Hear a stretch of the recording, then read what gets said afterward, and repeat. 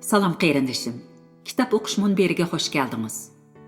Hazır anglaydiginiz Yalqın Rozining Sutuq Bug'raxon rasmining muvaffaqiyati qayerda nomli maqolasi.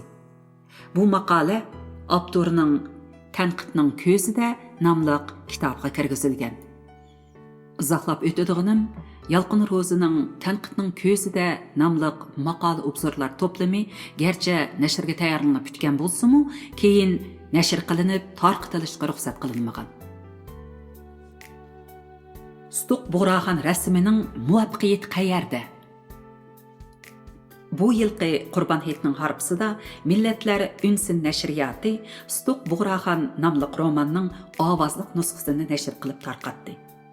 Ko'zga ko'ringan davlat arbobi, dаңlıq yazg'uchi, shoir va dramaturg Sayfiddin Azizning vakil xarakterlik asari bo'lgan Sutuq Bug'raxon 1980-yillarning oxiri Millatlar nashriyati tarafidan nashr qilingandan buyon takror besilib, o'qirmanlarning olqishiga, adabiyot obzorchilarining muayyanlashtirishiga erishib kelgan. Mashinada ketib-atqash ham ishxona, uylarda boshqa ishlarni qilg'ash anglashga qulaylik ovozliq nashr nusxasi tartilgandan keyin kishilarning texmi qarshi elishiga muyassar bo'ldi. Kishilarni texmi qiziqtirgani ovozliq nashr nusxasining qepidagi Sutuq Bug'raxonning moybo'yoq portreti bo'ldi. Rassom Najmiddin Azizi bilan xonimi Rashida Ali tarafidan sizilgan bu moybo'yoq rasm yuqori mahorat bilan o'zgacha sizilgan edi. Bir qarmoqqa Najmiddin Azizi bilan Rashida Ali sizgan Sutuq Bug'raxonning qiyofati kishilarning ko'nikib qolgan tushunchasi asosidagi Sutuq Bug'raxon obrazidan jiroqdek tuyuladi.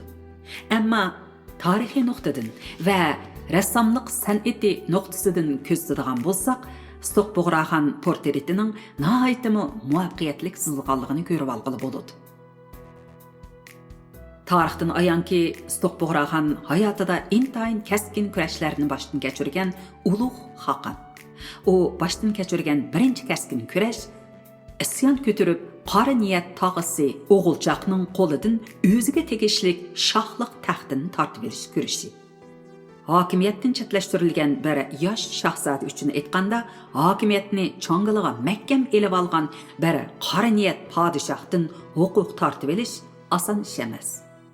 Ikkinchi kaskin kurash Qaraxoniylar xonliqidagi barliq xalqni o'zlari e'tiqod qilib kelayotgan an'anaviy e'tiqod sistemalaridan voz kechib, yangi bir e'tiqod sistemasini qabul qilishga yetaklash jarayonidir. Shubhisizki, islohot bo'libmi e'tiqod jihatdagi islohot oson amalga oshadigan odatdagi jarayon emas. Tinchi Podshoh Ivan IV huquqni qo'liga markazlashtirish uchun ushoq oqso'ngaklarni kuchaytirib, cho'ng oqso'ngaklarni ojizlashtirish maqsadidagi islohot planini amalga oshirguncha sarang bo'lib qolay degan. Ham shu sababdan Choshqun imperator deb nom olgan. İmperator Peter Yevropadan o'rganish islohotini amalga oshirguncha qilgan g'alit qiliqlari sababidan Sarang Peter deb nom olgan.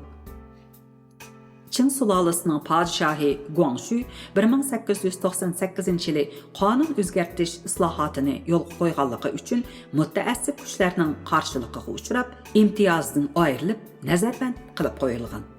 Demak, yosh xaqon Sutuq Bug'raxonning islohotlar ichidagi eng qiyin, eng zil islohot bo'lgan e'tiqod o'zgartirish islohotini amalga oshirguncha tasavvur qilg'usiz mushkulchiliklarga duch kelishi tabiiy. Sutuq Bug'raxon boshdan kechirgan 3-kaskin kurash atrofidagi Somoniylarga o'xshash kuchli xonliqlarning tahdidiga unumli taqobil turib, oxirida Qaraxoniylar xonliqini kuchli, mustahkam ham ma'rifat ruhiga ega bir buyuk davlatga aylantirish jarayonidir. Tarixshunoslar Sutuq Bug'raxonni Qaraxoniylar xonliqining haqiqiy qurg'uvchisi deganda mushu nuqtani nazarda tutadi. Demak, Sutuq Bug'raxonning hayoti bo'libmi qiron chog'lari yuqoriqidek bir-biridan kaskin kurashlar ichida o'tgan. Najmiddin Azizi bilan Rashida Ali Stuq Bug'roxonning obrazini yaratishda yuqorqidek tarixiy orqa ko'rinishini nazarga ilib, uning turli keskin ziddiyatlarning markazida turgan ruhiy holatini yaxshi ifodalagan. Mana bu Stuq Bug'roxon rasmining tarixiy jihatdan putuqliq chiqqan bir tarafi. Stuq Bug'roxon rasmining tarixiy jihatdan muvaffaqiyatli chiqqan yana bir tarafi uning qiyofatida ko'rilgan. Rasmda Stuq Bug'roxon qiron qomat, yalangbosh, chochlari yelkasiga tushib turgan holatda chizilgan.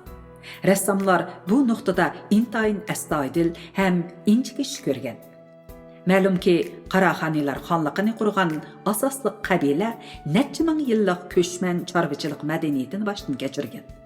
Yalangbosh yurish, chochni yelkasiga tushkicha qo'yish ko'chman millatlardagi bir turlik umumlashgan odat hisoblandi.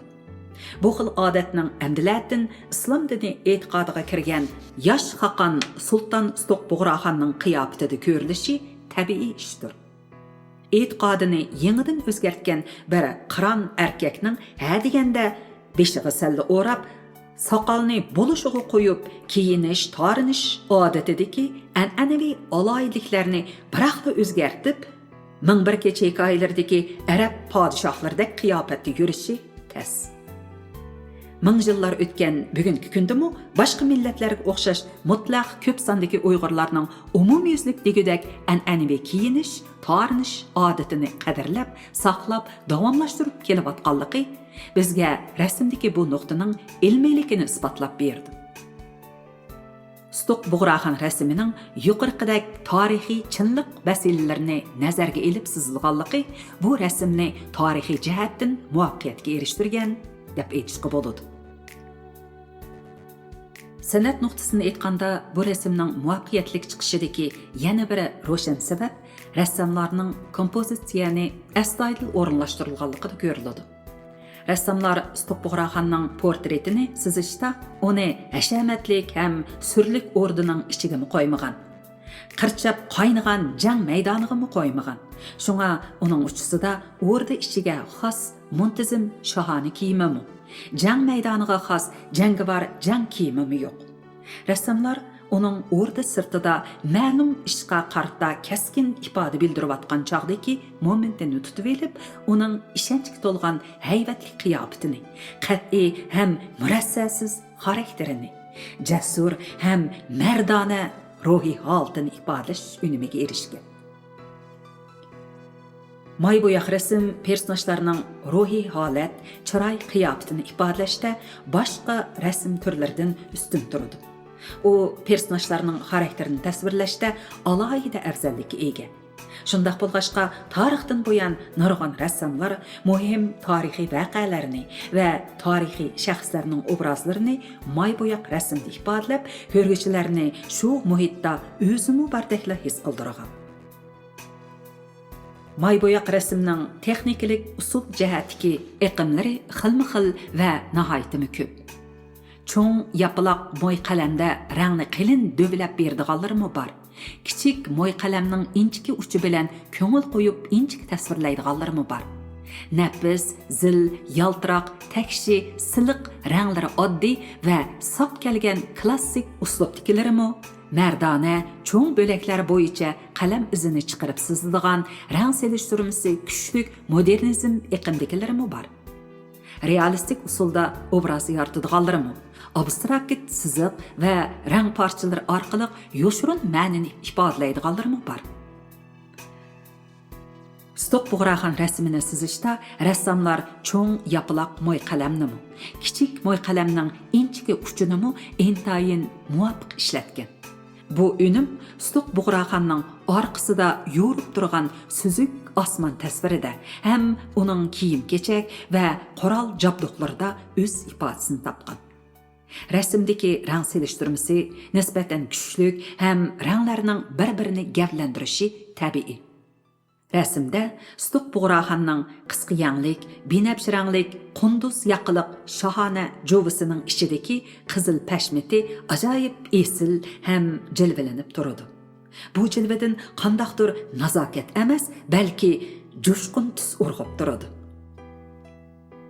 Gerçi ressamlar tariximizdeki eng parlaq davr bo'lgan Qaraxoniylar xonliqining eng buyuk haqani Sultan Stoq Bug'raxonning obrazini yaratib atgan bo'lsa-mu, ko'rinishlarining hashamatlik, saltanatlik bo'lishini ziyoda qo'g'lashmagan. Obrazning tamkin, salobatlik bo'lishig'imi ziyoda intilmagan. Portretni sol yonpishida sangilab turgan olmos qilichini sol qo'lida mahkam siqimlab, o'ng qo'li bilan "Malla bo'ladi ekanman, bu ishni oxiriga ilib chiqmay qo'ymayman" degan ma'noda o'zini ko'rsatib, chiroyidan kaskin ham jiddiy ifoda bildirib turgan holati sizgan. Stoq Bug'raxonning yangi ham parlaq bir tarixiy davr yaratish irodasiga kelgan, xarakteri qaysar, idroki o'tkir, yiroqni ko'rar bu holati kishida unutilg'isiz ta'sirat qoldirdi. Aniqki, Stoq Bug'raxon obrazining ko'rgichiga qoldirdigan bu xil chunqur ta'siri albatta quruqdan quruq shakllangan unum emas. Bu yerdagi sabab rassomlar pishqan mahorati bilan obyektning momentliq, ya'ni shu daqiqadagi harakat va chiroy qiyofatini tutib olgan. Bu orqali personajning xoslik alohidligi bilan chiroydagi momentliq ruhiy qiyofatini ifodalab, rasmga jon kirgizib o'tgan.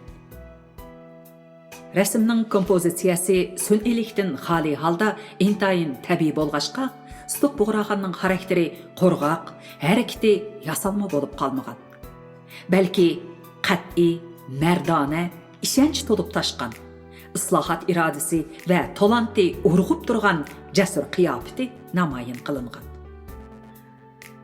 Navoda Stoq Bug'raxonning obrazi qelib-pishib qolgan obraz yaratish odati bo'yicha hashamatlik o'rnidagi shohona taxtda kerilib o'tirgan holati tasvirlangan bo'lsa, u bizning ko'z oldimizda hashamat ichiga g'arq bo'lib ketgan, yasab tarab volildatib etilgan, kutib asrab porqiritib etilgan, ammo xarakteri ojiz, ideyasi quruq, boshqalar qo'rchoq qilib o'ynaydigan holatda namoyon bo'lgan bo'ladi.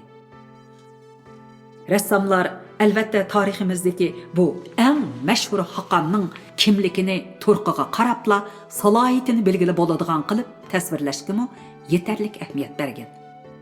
Bu nuqtadan aytganda uning shohona qiyofatida gap yo'q. Rassomlar Stoq Bug'raxonning sirtqi qiyofatini jonliq sezibla qolmasdan, muhimi uning ruhiy qiyofatini oshkorlashga alohida kuchigan.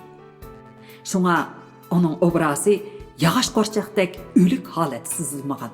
Balki irodasi mustahkam, zehni o'tkir, mijozi kaskin, haqqoniyat tuyg'usi kuchli, adolat yo'lida hech nimadan yonmaydigan g'ayur xarakteriga ham mukammal harbiy sapoqi ega qilib sezilgan.